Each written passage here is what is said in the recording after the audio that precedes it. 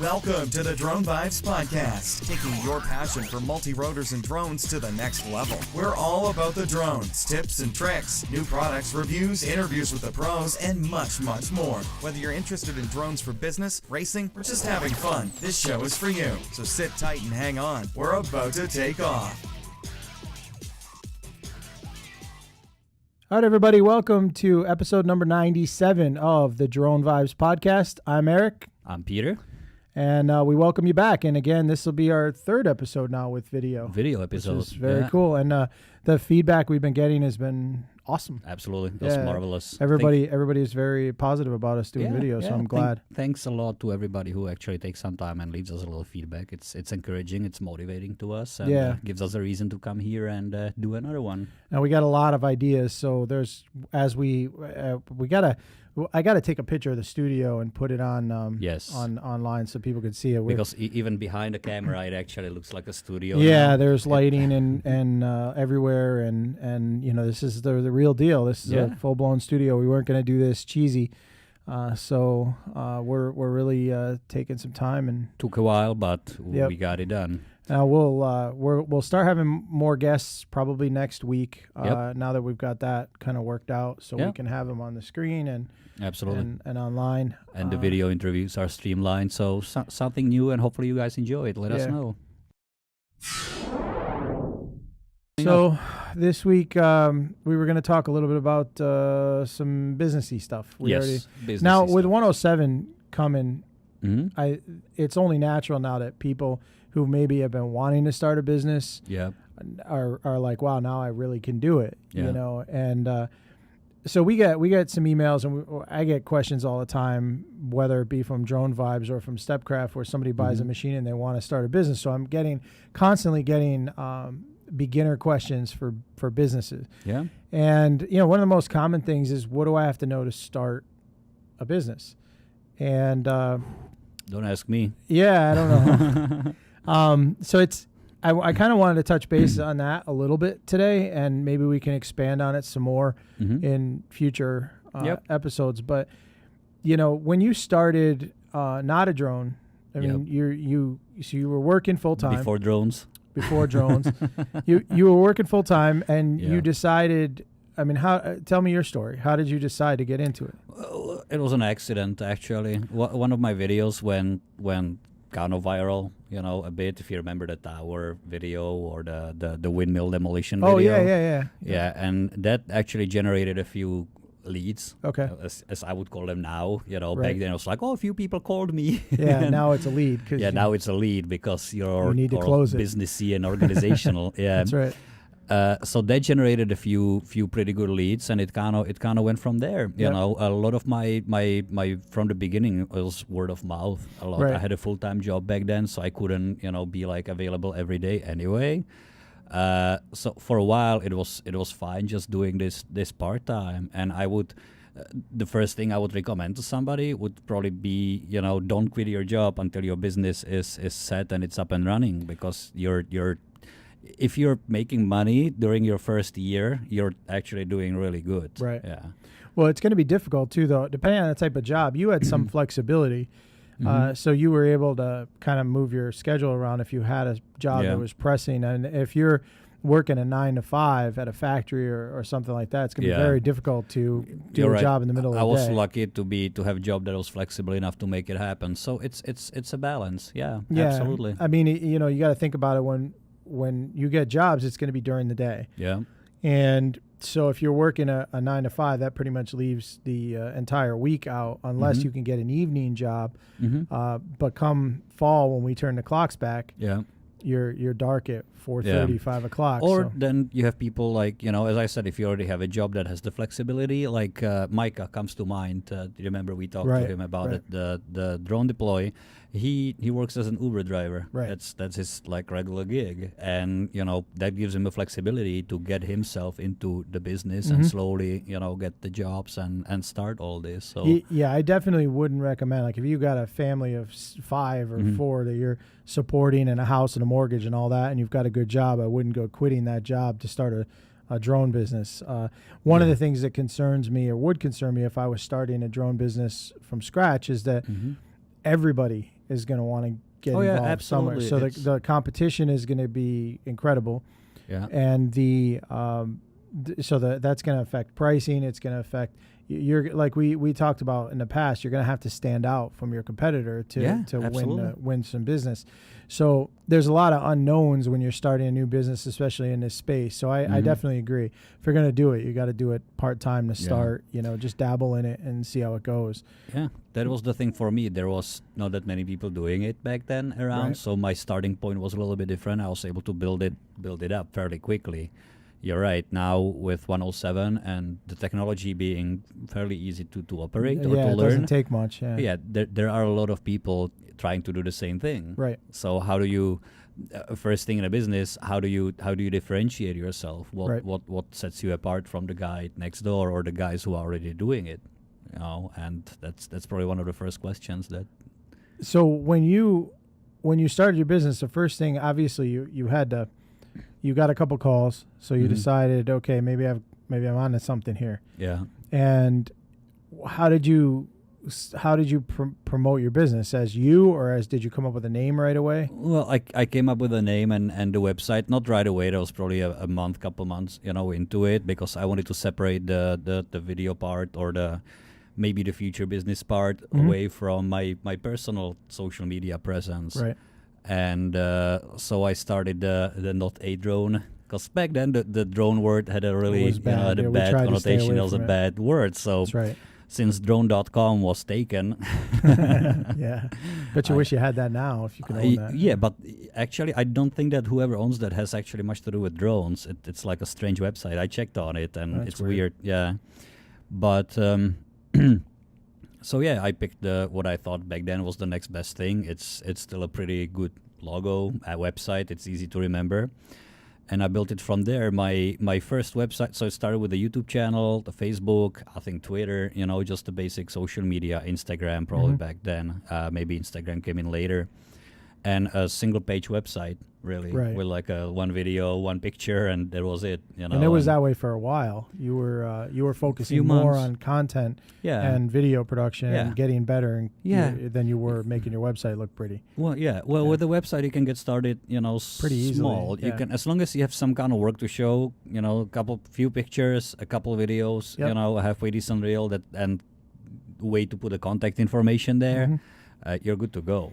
That's one thing that I guess we'll start with a little bit is the first thing you're going to need to do when you start a business, you got to have, what are you going to call your business, right? The name. That's important. You got to get a name. And so when you want to think of a name that is going to be catchy, easy to remember, preferably you want to make sure that your business name matches your domain name, that you can get the two to match. It would be like us with dronevibes.com, and if our website was DVBI, with a Z instead of an S or something, it would be very, very difficult for somebody to find you. So whenever I'm looking to do something on the side or a side project or something, I always try to come up with a name by going to GoDaddy or one of those sites and searching in for available domain names. And I go usually, and I would say 90% of the time, I go by the domain name first, then I make the business name after I know what's available. Yeah.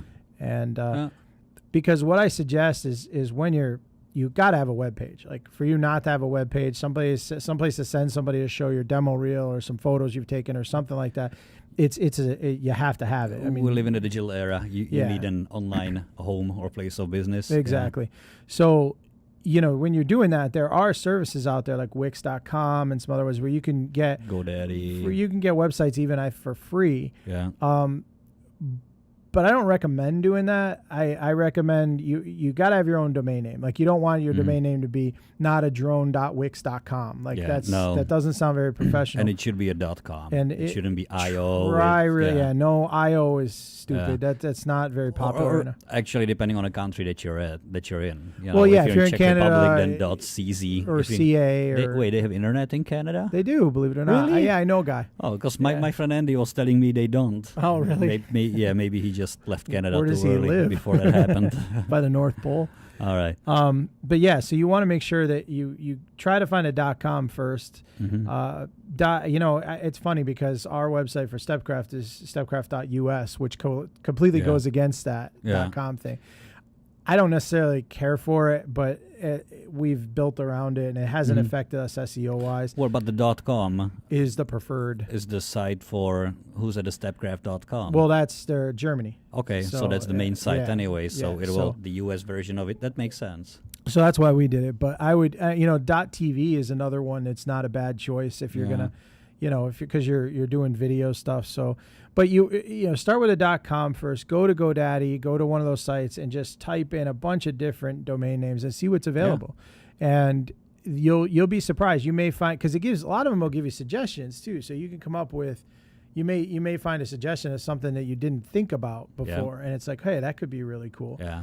So go to the auctions also. I think you can view them for free. That gives you another, because you can search available domains with a keyword. So you can say, okay, I want to keyword the drone in it, or the website that contains drone. Right. I just want to see .coms, and it gives you a list of everything that's available up there for sale. For sale, right? Yeah. Which means it's existing. So chances are on those you're going to pay a lot more money than you would for. Well, it depends. I picked up DJIdrones.com for $100. Yeah, and there are some pretty good deals out there too. Yeah, so you can find some. There's also some that are just ridiculous. Yeah, tens of thousands of dollars, millions for a domain name that is stupid. Well, it's real estate. You're looking at GoDaddy about $12.99 or something for the first year, $14 for the first year for a domain name. Basic domain, yeah. Yeah, so it's not much, and then $2.99 to $3.99 a month to host your website. So you're not looking at a huge outlay of money. Now, if you're set that you want your business to be something specific and it is an auctionable domain name, then I would definitely that may be an investment you have to make to get that done. But once you get your domain name and you sign up for web service, you don't need much for a homepage. Just your contact info.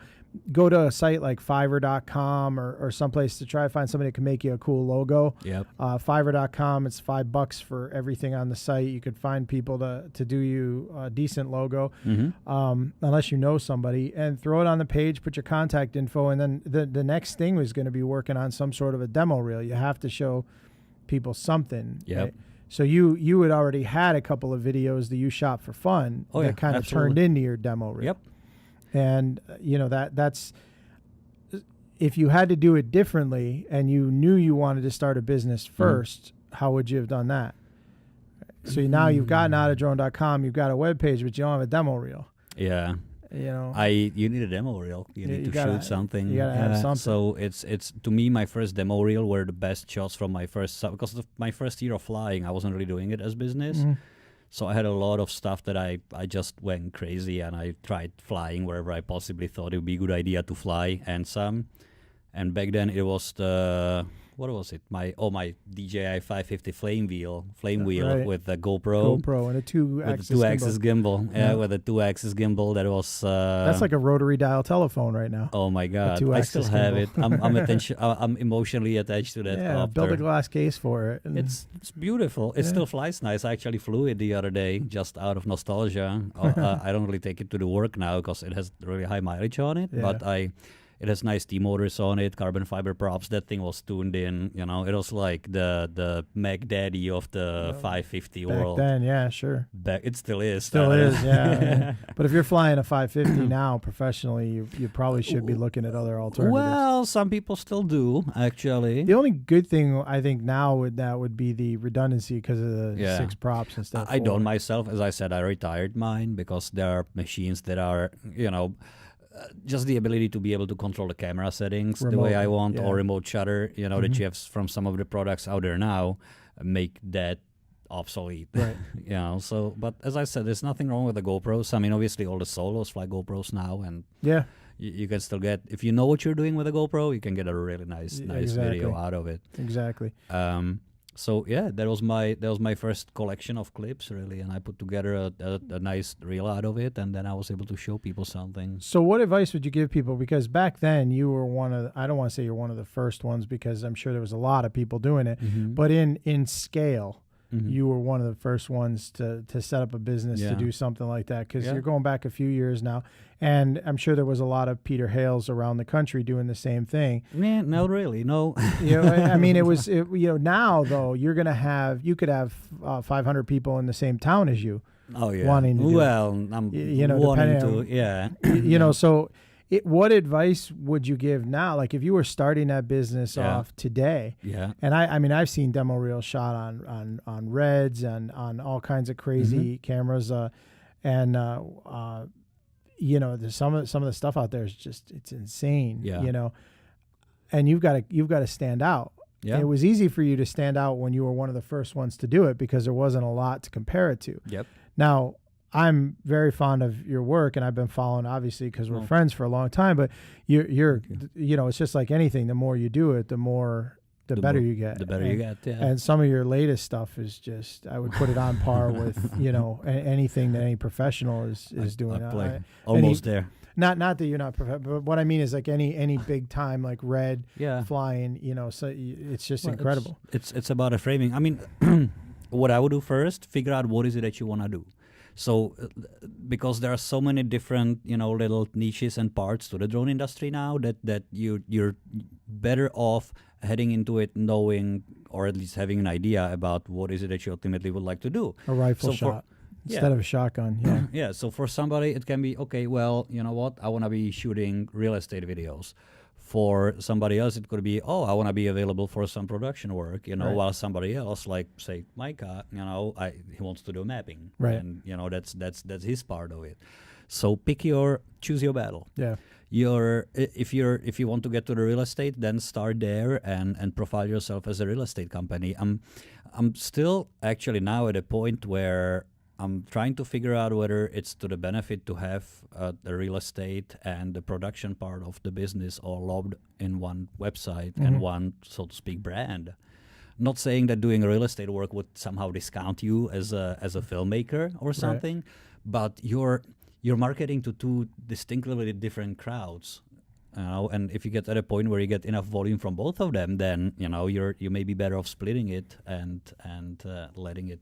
letting it each be its own thing. Well, I've known people that, you know, used to look at, you're doing real estate work, with a snobbish kind of attitude, like, you just do real estate work. That's, you know, I fly a Red and this, that, and the other thing. Well, and I know that's annoying to you too. And to me, it's just annoying because, you know what, the fact is you're a professional in whatever niche you choose, and you know, some of the real estate stuff that I've seen you do is it's right on par with something you would see if you were doing a production shoot somewhere. That's the way I approach it. And in some cases, it's probably more difficult because you're doing it all single operator. Yeah. You know, I've flown on production sets before with high-end gear, and it's a lot easier when you've got a two-man setup and a crew and all these people to help you out, and all you have to do is fly from A to B and make the camera pan a certain way. Yeah.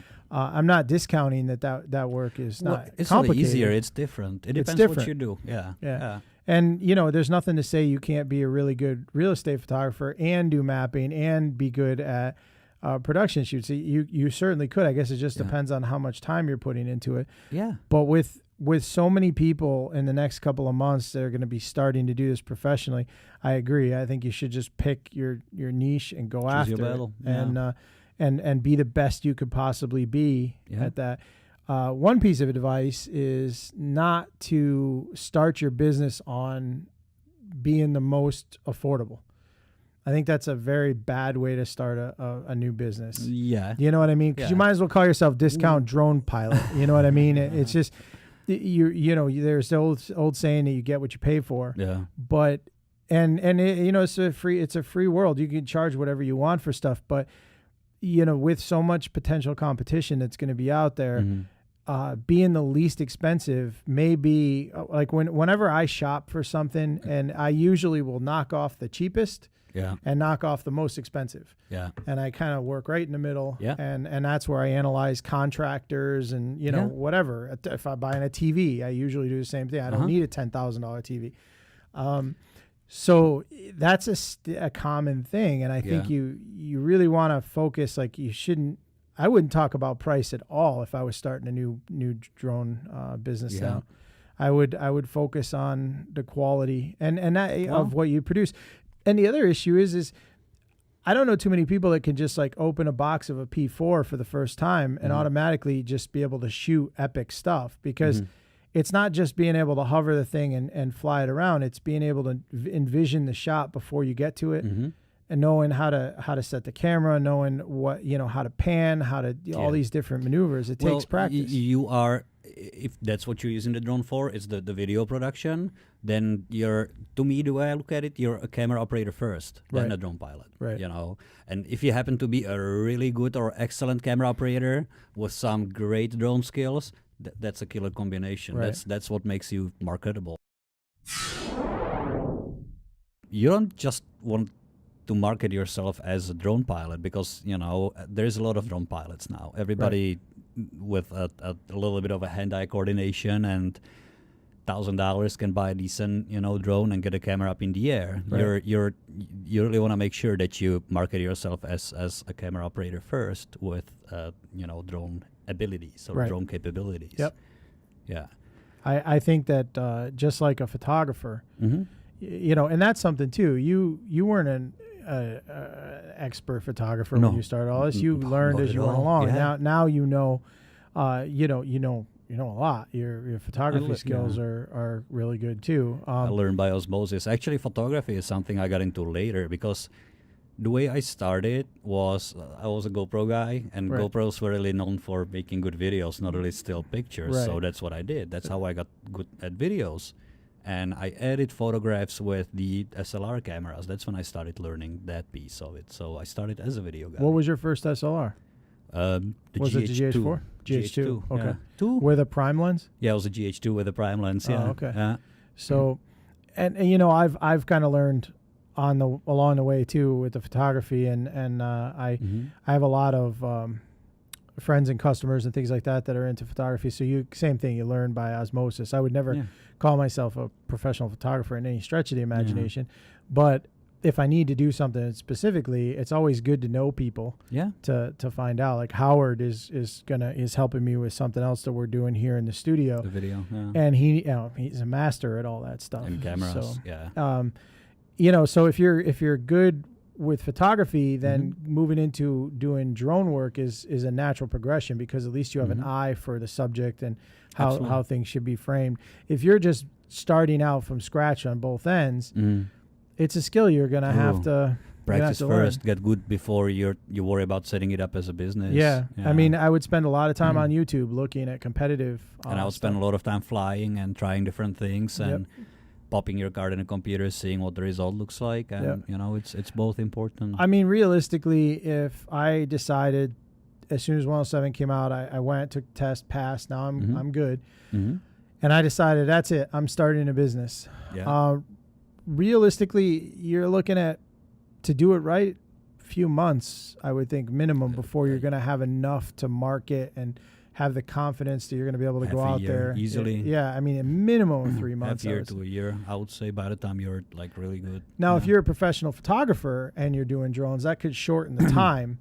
It's not to say you're going to have all the moves correct and everything, but it is certainly easier to fly a drone now than it was 2 years ago. Well, it's different if you're just adding a drone as a tool to your existing business already. Then you may already have a website, you may already have clients, leads, accounts, contacts, whatever you want to call them. Then it's a natural progression. Then sometimes all you have to do is to send an email blast. Hey, guess what? And your phone starts ringing. Yeah. Here is my reel. This is available now on top of my photography, videography, and a mapping business. Yep. Yeah. I have a customer with Stepcraft. His name is Mark, and I sent you his information. He's a photographer out in California, and I looked through his work, and I thought I've known good photographers before. This guy makes anything else I've seen look just entry level. Some photographers are just amazing. Yeah, and he just the work he does. I actually want to get him on the podcast the next couple of weeks. He was just up in Alaska for a month shooting both drone and cool. ground photography. We have to talk to him. It'll be. I mean, because just being in Alaska to shoot for a month is a story. Cool experience. Right? Yeah. So I want to for sure get him. I got about 30 questions for him. I'm gonna let you ask a few too. Maybe I'll just stand here and nod. Yeah. But yeah, we'll definitely get him on. But that's his case with getting a drone. He was already a professional photographer. The drone was just another camera for him, and it helped him expand his offerings to his customers. Yeah. The other thing you could do is what I would do if I was starting out. Once I got comfortable with flying the drone and I knew that I can get some shots confidently, I would reach out to photographers in the area and just say, hey, have you ever considered shooting aerial stuff? Most photographers won't want any part of it. You know, maybe they just want to stick with what they're good at, and they don't trust the drones, or they don't have the skill set to fly. I work with, and that's another good point. I work with a few videographers and photographers who don't really want to get into drones, but we work together if they need some drone footage or somebody to, be a drone pilot for their projects. And that's like the best thing too. When the phone rings, you don't have to market; they just need your help, and you call and you go. Yeah. So networking is going to be huge. So if you're an introvert and very antisocial, like me, you're not an introvert.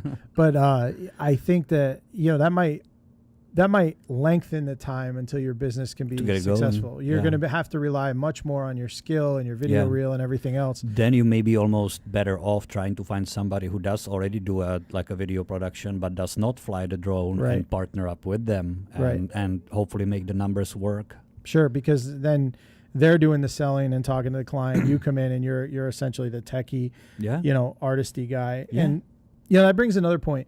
The word art and artistry. I mean, this, a photographer, a good photographer, professional photographer, that's an art. It's not any different than painting with a brush or drawing with pencils. Yeah. It's an art. And I give anybody who does that professionally a lot of credit because it's an eye. You have to have an eye for things and know how to do it. And drone photography and drone videography is also an art. Well, yeah, there is a difference between taking photographs and taking pictures. Correct. That's true. Yeah. Or producing photographs and taking pictures. Right. Yeah. And I don't, to me, when once in a while I come up with a decent picture and people tell me, oh, wow, you have such a good eye. I tell them I just get lucky once in a while. And it's by doing that, it's not to dismiss that, okay, well, this was composed nicely or the light's nice there. But for every one photograph that works out, I probably take 40 that don't. Right. Yeah. Right. But that's definitely shrunk from 1 out of 200 or 300. Yeah, or 0 out of 200 or 300. Yeah. So and then the other side of it too is your editing skills, with Lightroom and with Photoshop and all. Well, Colin Smith's little lessons help there a lot, and being able to experience different environments and different light settings and composition from shooting it all the way down to editing it. So from the very beginning to the end and how things affect each other. Right. That's important too. You do it enough times, you get better. And that's something else you need to realize that, in getting into this as a business, it's not just a matter of buying the drone, learning how to fly the drone. It's learning how to frame your shots, how to set up your camera. Then how do you take the footage that you have and edit it, both mixing with music and corrections and color correcting and all that stuff. There's a lot. There's really a lot to it. It's a lot. So how to edit photos, if that's what you do, and videos, if that's what you do, or how to stitch together maps or 3D, or panoramics lens or panoramics, whatever you want to do. So that's a whole part of this universe that's just as complex as flying is itself. Yeah. And I don't want to discourage anybody. I think everybody with 107's incredible. Yeah. It's such a good thing. I want to see everybody as many people do as possible. That's right. And that's why we do this podcast. Yeah. And that's why we're going to keep giving more and more information that's business related and have more business people on to share their stories and stuff and articles that are on dronevibes.com. So the aspiring professionals and the professionals out there already have somewhere to, or some outlet somewhere to reach out to. One of the other things I want to talk about too, when getting into any kind of drone business, but specifically aerial videography and photography, you have to have a lifestyle that is flexible, I guess. Is that a good politically correct way to say it? Yes. And that's one of the reasons why I stopped doing it so much, and I went more onto the information side of drones and less on the production side, because a family of 6, it's very hard for me to get that call at 9 o'clock at night because the weather all of a sudden changed. Organize everything. Yeah. And you've got to be, 3 hours away at 6 a.m. For sunrise shots. Yeah. And just to be able to grab everything and go, that didn't work for my lifestyle. That's a good point. I am now single again, so I can afford Ladies, that kind of lifestyle. If you're listening, he's available. Funny. Now you threw me off. You were single lifestyle. Ladies. Ladies. Right, I said ladies. Okay. So you're right. It depends. If you have it does change your lifestyle a little bit. It's not your 9 to 5. Exactly. Yeah, that is for sure. And if you're relying on money to be there and a thunderstorm rolls in or the weather changes last minute, guess what? You shouldn't have things set up that tight. Yeah. So you really have to have a flexible life and a flexible schedule or a very understanding spouse and children if you're a family man or family woman. And a low mortgage. And a low mortgage, yeah. Because it's really hard. If you're depending on this business to make money for like a vacation or something, that's one thing. Okay, fine. If it's an extra money, then it's extra money. But if it's your sole income and you don't have a flexible schedule, and you get a job that's a $5,000 job for a day or something, you can't go. That hurts. That's tough. That's tough. Yeah. And I was a single dad for a long time, and I used to be able to plan things on the days when I didn't have my kids, and the days when I what? Yeah, right. I mean, single dad. I'm single sorry. Dad, Yeah, yeah. okay. I thought you said single man before. No. Single dad. So I used to be able to plan around that, and then there were times where I couldn't, and I would take, like, my son would come along. He used to love helping out and stuff, and that was okay. And then now being remarried and 4 kids at home instead of just 2, I can't do it. It's another big consideration. And what is it that you want to do? What is it that you want to be focused on in light of your current situation, and what kind of lifestyle can you afford to have, or lifestyle change can you afford to go through? I always said that the drone, the aspiring drone pilot, is it's a single guy's or a single gal's. And many art related. That's not necessarily 100% true, but you definitely have to have the flexibility, because you will be in for a lot of disappointment, because Murphy's Law says you're going to get the big jobs when you can't go and don't have the flexibility to go do them. Yeah. So if you're thinking about starting a drone business and you have a family, I would seriously sit down before you even go out and spend any money or anything, and talk to your family, talk to your wife, your kids, and let them know this is what you want to do, and here's what they need to expect and see. Because I'll tell you, any business, I don't care if it's a lemonade stand, when you have somebody that you're whether it be your kids or your spouse or whatever, and they're not supportive, that's another, like, your hurdle in business every day is growing your business. Yeah. If you have 2 hurdles, which is growing your business and trying to please your spouse and family at the same time, it's a lot, and it's discouraging, and it's not really motivational at a time where you do need all the motivation to actually get things going. That's right. And so definitely keep that in mind and plan accordingly. I mean, we don't want to see drones causing marriages splitting up and stuff like that, but like mine. True. No, part. It was part. It was funny when I used to fly model airplanes a lot. You hear, and if you go to RC Universe, RC Groups, and do a search for widow, the word widow. The widow. Yeah. Well, because a widow would be if the husband dies, the wife is left alone, right? Yeah. Well, that they would say that they're RC widows, because on Sunday morning you gather up all your planes, you head to the field, and you're like, nobody hears from you. So it's like a sailor's widow or a seaman's. Exactly. Okay. So we're creating a whole crowd of drone widows. Yeah. And but I got to say, one nice thing with the drone stuff is, in comparison to like RC helicopters, when I flew RC helicopters, my kids would want to come to the field, and I didn't like them coming. And it wasn't that I didn't want them there, but it was dangerous.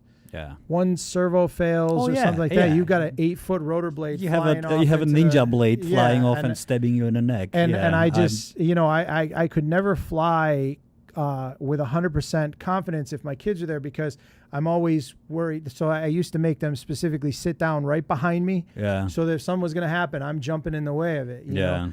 And so you had that kind of mindset with when I flew airplanes a lot.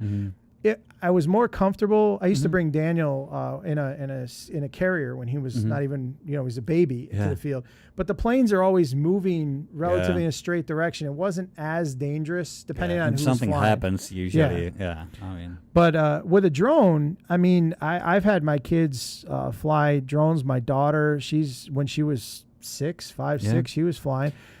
And with the GPS, it's easy. Yeah. And so it is kind of a good family. It's become a family thing, but not the business part of it. You wouldn't necessarily bring your spouse to a job. Your spouse, maybe, if you're partners or something. Well, that could be, but your children, that brings a different. I've gone and brought Daniel on some shoots, and people thought that it was cool that your son is working with you, and obviously he wasn't flying, but he would help charge batteries. Free labor.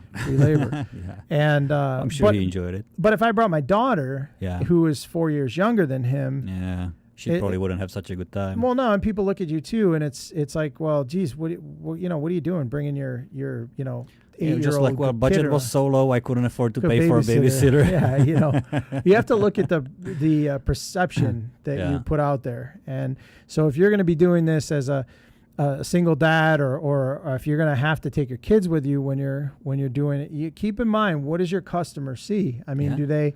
Well, everything communicates. Yeah, do they? Are they like, wow, this guy can't even have a babysitter? Like, he's going to be worried about his kids and not doing what he's supposed to for me, and you want to not have that be the case. No, we don't. So I mean, again, I don't want any of this to sound like it's taking a negative spin. These are just things that I want to starters, things to consider. Yeah, you just want to consider them. I mean, we're here to encourage you and to help you grow your business, and we want to see your business grow. We want to have people lined up to be on the podcast to tell us about how your business is growing.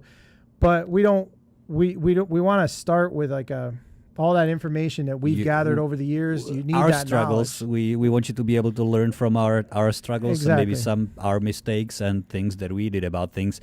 By no means we're the universal answer, and we don't have all the answers, but we can tell you what. Well, we've made all the mistakes. But we've made we certainly made all the mistakes. So it's we can always offer you to learn from those. Yeah, and I think that. All right. So the next thing. There's more? There's more. Oh, okay. So let's say I mastered all my skills in what is it that I want to do. I put together a website. I have a reel. Now what? Well, now you call Peter Hale and go to notadrone.com and send him an email and send him a job application and send him the application, and he'll edit your video for free. Oh yeah, of course. Yeah, that's the thing. How do you find clients? How do you reach out? What are some of the ways to do that? You're right. The marketing and stuff is going to be just as important, if not more important, than you're building up your demo reel and everything. And we should dedicate a whole nother episode just to that. I think if we start talking about it now, we're going to go on for an hour. Well, just to quickly cover that. So just to say, well, there is a marketing element to it, that needs to be addressed, that you need to do. And we've talked about the Google AdWords a few episodes back. So if you guys are interested in looking at that, just go to dronelabs.com and you can find it. In the past episode, I'll try to find the link for it and put it in.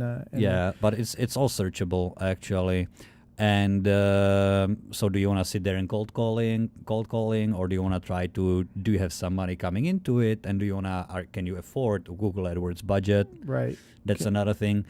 Do you already know some people around that are real estate agents that may help you out or at least get into the business? I think the number one thing you need to consider when you're starting, after you've considered everything else we talked about, is looking at your personal network. That's the first place to start. I'm a huge fan of guerrilla marketing, where you utilize the resources that you have at your disposal before you start spending money.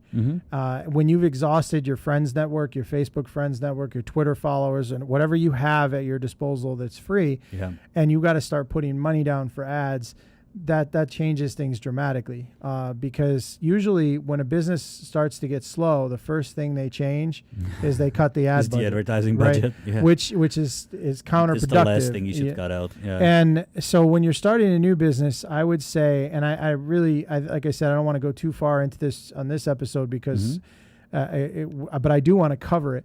Your local friends network, your personal friends network, I think is the first thing you should do. Going into your local community, chamber of commerce, any business meetings that are available, anything you can do to get in front of people. Chances are, if you're running a drone business and you're doing aerial photography, you're going to be within your geographical area. So it's not as important to market broad market, because you don't want, if you're in Connecticut, you don't want a guy in California saying, hey, can you come shoot this house?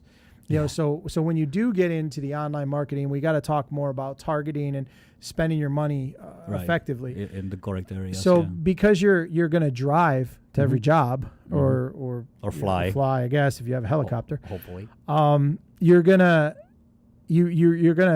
work your geographical, area first. That's the main advice I can give you.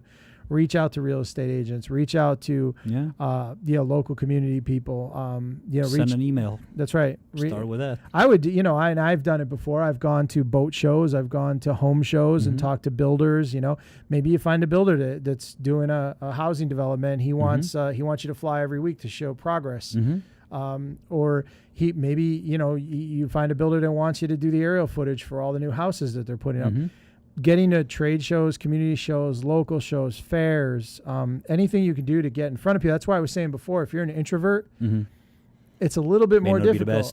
I don't have a problem going up to anybody and talking to them about our business. But, if you are an introvert, but you're still skilled in what you do, you can probably find somebody to help you with sales or partner up with somebody else and just cover that part for them. Yeah, give them a percentage of everything they find and let them help find business. It doesn't necessarily have to stop you from being in business, but you have to recognize it, you know, because if you are that way, and you set up the business and put all this effort, all that work into getting it started, but you can't get out there in front of people or somehow, close the deals or sell it, it wasn't really worth much. Yeah, and I like me and you, I could probably act as a pretty good salesperson for you if I had the time. You could. I could, because if I could afford you. Well, that's the thing. I mean, I'd be pimping you out essentially to the drone world out there, and.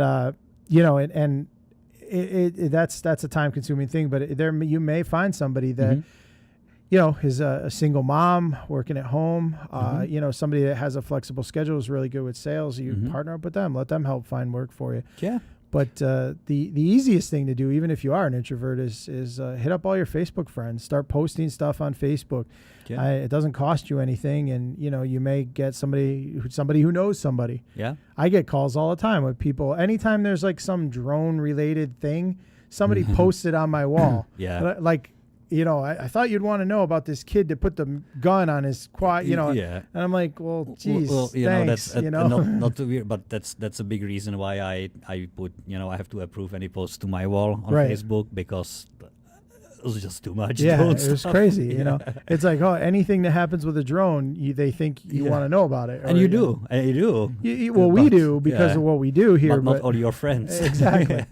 So I would say, that's a good place to start. And sales marketing, and then I would say but another piece of a puzzle is administration. How do you handle all that? And that's going to be a whole episode too. Bookkeeping and managing the clients, and you want to leave it for another episode? Absolutely. I don't even want to get involved. You don't even we just spent almost an hour talking about just the ins and outs of getting involved in a business. That's a long episode. Yeah, sorry, and guys. then you want to bring up marketing, and I'm a marketing guy. That's my passion. But we'll get to marketing, and it'll be like War and Peace for marketing. It'll be a book this big on and to some client resource management, custom resource management applications that are helpful. Actually, I know you're using one. Yeah, well, I'm using the same one, so we'll definitely talk about that. Might as well share that. And I think that if you guys are thinking about starting a business, we're here for you. And I would love to do some one-on-one with people. Ask us a questions. Yeah. You know what?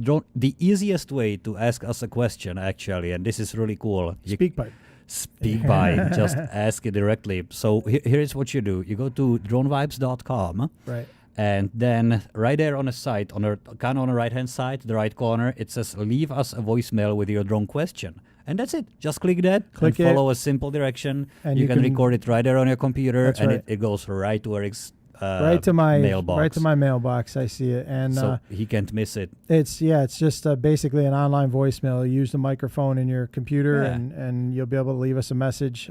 Keep it clean so we can play it. Yeah, I mean, if we could play it, and if for some reason you don't want us to play it, but you want to ask the question, just say that. Just say, look, we don't want you. Can you not play this live? But here's the question, and we'll just read your question off. But if you want to do a little shout out, that's our latest edition. It's been tested, so we know it works. If you like the podcast and you'd love to give us some comments and some praise, we'd love to hear that too. Nothing beats a voicemail message when somebody says you're doing a great job. Absolutely. Nice and easy for you right there at dronevibes.com.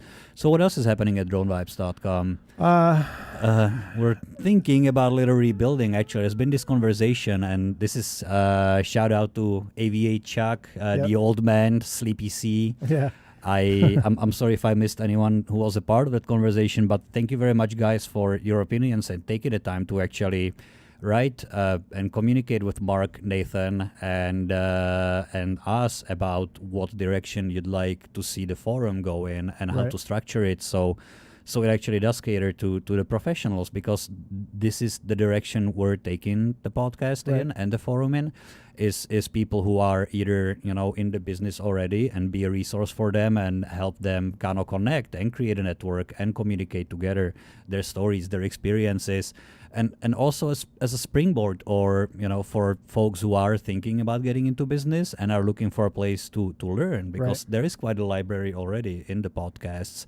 And the forum, that's your live help, really. It's the beauty of it over the Facebook is that on Facebook things tend to disappear. If somebody asks an interesting question, it's linear. The forum is a little better structured. It's like an encyclopedia. Yeah, everything is there and indexed. And we really appreciate people who are helping us make it even better for you and for everybody else. That's great. So please go over there, and if you haven't signed up on the website, please do it. It's free. Join the community over there. Click on the bar on the right and leave us a voicemail. We want to hear your questions, your comments. What can we do differently, better, worse? If you want Peter to wear a red shirt instead of a gray shirt, let us know. We want to hear it, and we're available everywhere: Twitter, Facebook. Absolutely. Come and reach out to us. This is your podcast. We don't do this to listen to ourselves talk. No. We do this because you guys want us to do it, and we're proud to do it, and we're proud to be working for you. So thank you very much for your support. Thank you. All right, everybody, thanks so much for joining us on this episode. Whether you're listening to a podcast or watching our videos, please don't forget to subscribe. And please go over to iTunes or your favorite podcast network and give us a review. We appreciate a 5-star review if you love what we do. You can always find us on Facebook, on Instagram, Twitter, and YouTube. Thank you. Until the next time. All right, everybody. Have a great week.